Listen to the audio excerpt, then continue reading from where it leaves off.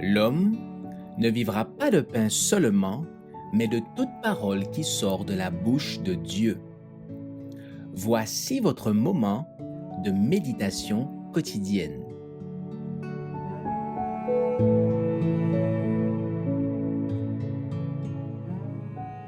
Nous sommes acceptés en Jésus-Christ, le 12 mai.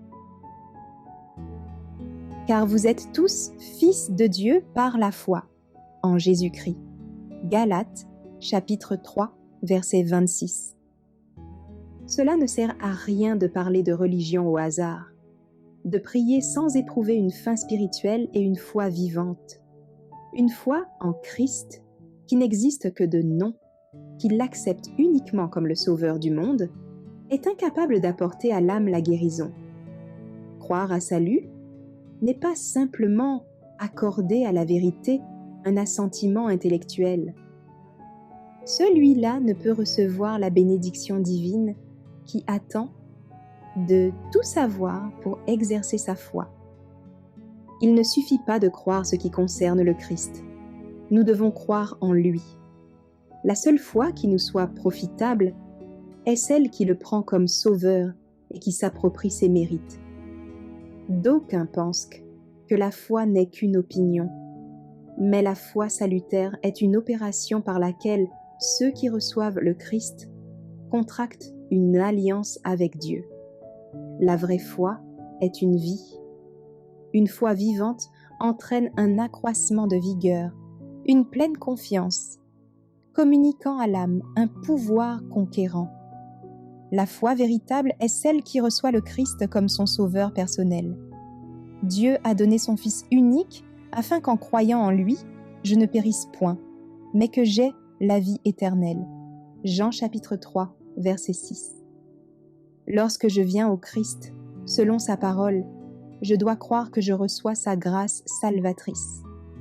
Cette vie qui est la mienne maintenant, je dois la vivre dans la foi au Fils de Dieu, qui m'a aimé et qui s'est livré lui-même pour moi.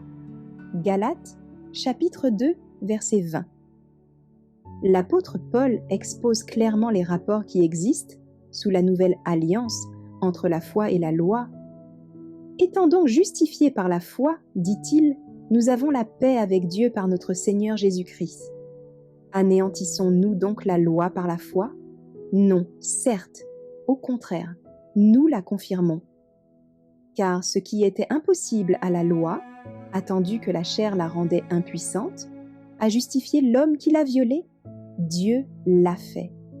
En envoyant à cause du péché son propre Fils dans une chair semblable à notre chair de péché, il a condamné le péché dans la chair, afin que la justice prescrite par la loi fût accomplie en nous, qui marchons non selon la chair, mais selon l'Esprit.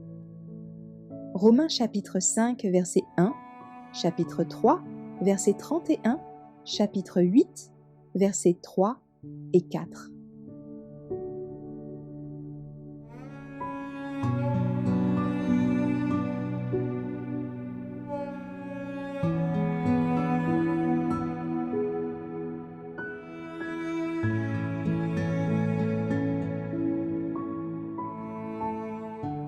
Merci d'avoir écouté cette présentation.